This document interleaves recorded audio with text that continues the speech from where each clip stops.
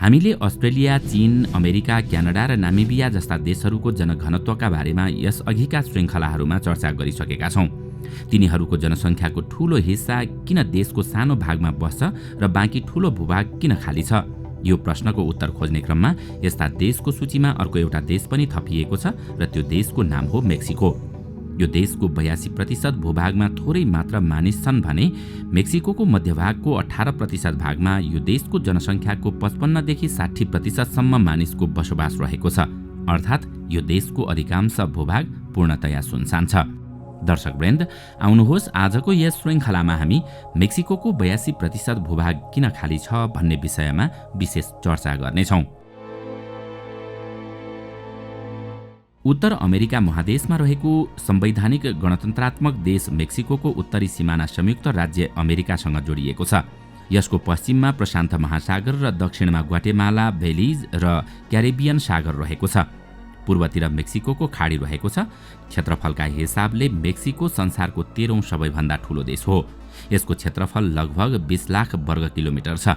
यसका साथै जनसङ्ख्याको हिसाबले यो संसारको 9औं ठूलो देश हो। यहाँको जनसङ्ख्या 12 करोड 80 लाख छ। तर मेक्सिकोका 6 करोड 60 लाख जनसङ्ख्या बीचको सानो क्षेत्रमा मात्रै बसोबास गर्ने गर्छन् र त्यो क्षेत्र सम्पूर्ण देशको 18% हो। यहाँ कुल जनसङ्ख्याको 55% मानिसको बसोबास रहेको छ भने बाँकी 82% भूभागमा 45% जनसङ्ख्याको बसोबास छ। बीचको भागमा अन्यत्रको भन्दा 5 गुणा बढी जनघनत्व छ। विगत 130 वर्षदेखि यहाँको जनसङ्ख्या वितरणमा कुनै परिवर्तन आएको छैन। सन् 1895 मा मेक्सिकोको जनसङ्ख्या 1 करोड 27 लाख थियो। अर्थात् त्यतिबेला आजको जनसङ्ख्याभन्दा 10 गुणा थोरै थियो। त्यतिबेला पनि धेरै जनसङ्ख्या यही बीचको भागमा नै केन्द्रित थियो।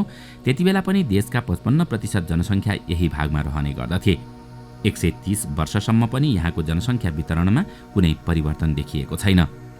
जनसङ्ख्या वितरणमा यस्तो असमानता देखिनुको मुख्य कारण यहाँको भूगोल हो। भूगोलमा पनि यहाँको जलवायुले जनसङ्ख्या वितरणमा धेरै प्रभाव पारेको छ। कर्कट रेखाले मेक्सिकोलाई समशीतोष्ण र उष्ण गरी दुई भागमा विभाजन गर्दछ। जाडो मौसममा मेक्सिकोको उत्तरी भाग धेरै चिसो हुन्छ, तर दक्षिणमा तापक्रम स्थिर रहन्छ। मेक्सिकोको बीच भागमा उष्णकटिबन्धीय जलवायु छ भने उत्तरी भागमा मरुभूमि भएका कारण तातो हावा चल्ने गर्दछ। पानीको कमी भएका कारण उत्तरी मेक्सिकोमा खेती गर्न सकिँदैन। दक्षिणी क्षेत्र भने जङ्गलले ढाकेको छ। यस क्षेत्रमा वर्षभरि नै वर्षा भइरहन्छ र गर्मी पनि अधिक हुन्छ। त्यसकारण यस क्षेत्रमा कुनै संरचना निर्माण गर्न निकै कठिन र खर्चिलो हुन्छ। त्यही कारण आज पनि दक्षिणी मेक्सिकोका 1100 किलोमिटर सीमा क्षेत्रमा 8 वटा मात्रै पक्की सडक रहेका छन्। त्यो सडकले मेक्सिकोलाई ग्वाटेमाला र बेलिजसँग जोड्ने गर्दछ। यसका साथै यही सडकले मेक्सिकोलाई मध्य अमेरिकासँग पनि जोड्ने गर्दछ। सडकको अभावका कारण व्यापार र यातायातमा पनि असुविधा छ। त्यहाँको जङ्गल फडानी गरेर कृषियोग्य भूमि बनाउने सम्भावना पनि निकै कम छ। त्यही कारण यसको दक्षिणी भागमा मानिसको बसोबास नगण्य मात्रामा छ। यसका साथै मेक्सिकोको धेरैजसो भाग पहाडै पहाड छन्। त्यसो त मेक्सिको संसारका ती देशहरूमा पर्दछ जहाँको धेरैजसो भाग पहाडी क्षेत्रमा पर्छ। यहाँको 70% भूभाग पहाडले ढाकेको छ। त्यही कारण यसलाई स्विजरल्यान्ड र अफगानिस्तान जस्ता देशको श्रेणीमा राख्ने गरिन्छ। स्विजरल्यान्डको 83% भूभाग हिमाल र पहाडले ढाकेको छ भने अफगानिस्तानको 75% भूभागमा पहाड र हिमाल छ। पहाडी क्षेत्रमा कुनै पनि प्रकारको निर्माण कार्यका लागि धेरै श्रम र लगानी आवश्यक पर्दछ। त्यसकारण मानिसहरू पहाडी क्षेत्रमा लगानी गर्न रुचाउँदैनन्। मेक्सिकोको उत्तर र दक्षिणमा मरुभूमि, पठार, जङ्गल र पहाड बाहेक केही पनि छैन। उत्तर र दक्षिणको तुलनामा यहाँको मध्यभागमा पहाडी उपत्यका रहेका छन्। यहाँका उपत्यकाको बीचमा पनि विशाल पहाड रहेका छन्। यहाँका पहाडी उपत्यकाको उचाइ 7000 फिट भन्दा बढी छ। त्यही कारण यहाँको जलवायु समशीतोष्ण र आर्द्रतायुक्त छ। बसोबासका लागि उपयुक्त यहाँको जमिन उर्वर र कृषियोग्य छ, जसले गर्दा यस क्षेत्रमा धेरै मानिसहरूको बसोबास रहेको छ।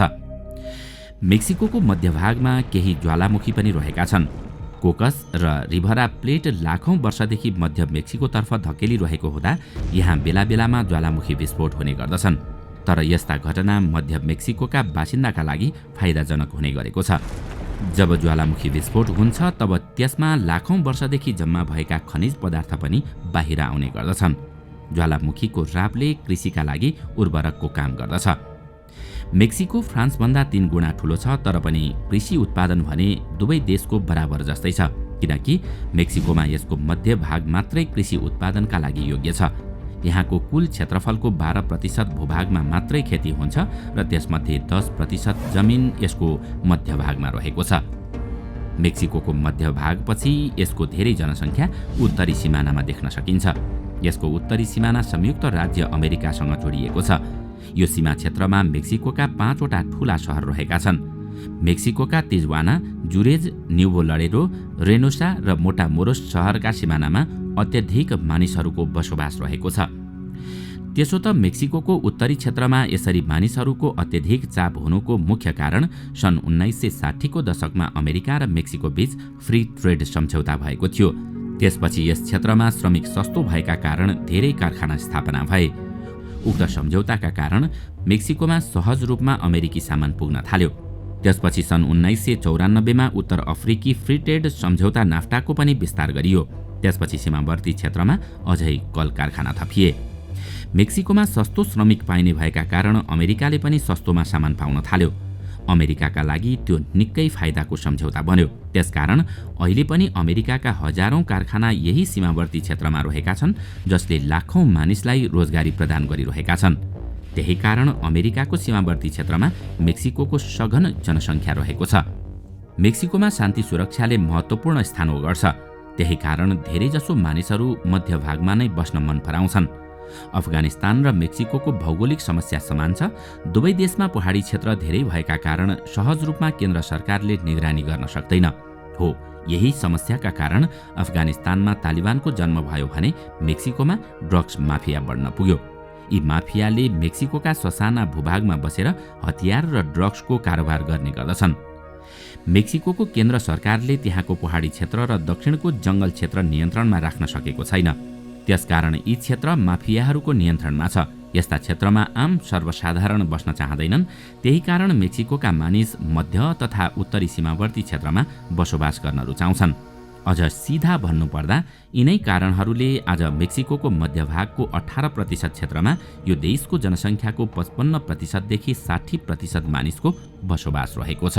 दर्शकवृन्द, आजको श्रृङ्खला तपाईलाई कस्तो लाग्यो हामीलाई कमेन्टमा अवश्य बताउनुहोला। साथै आजको श्रृङ्खला तपाईलाई राम्रो लाग्यो भने लाइक तथा सेयर गरी हाम्रो च्यानललाई सब्स्क्राइब गर्न नभुल्नुहोला र साथमा रहेको बेल आइकन पनि थिच्नुहोस्, ताकि हामीले अपलोड गर्ने नयाँ भिडियोको जानकारी सबैभन्दा पहिला तपाईलाई प्राप्त होस्। आजका लागि यति नै। अर्को भिडियोमा अझै रोचक तथ्य लिएर आउने नै छौँ। तबसम्मको लागि बिदा दिनुहोस्। नमस्कार।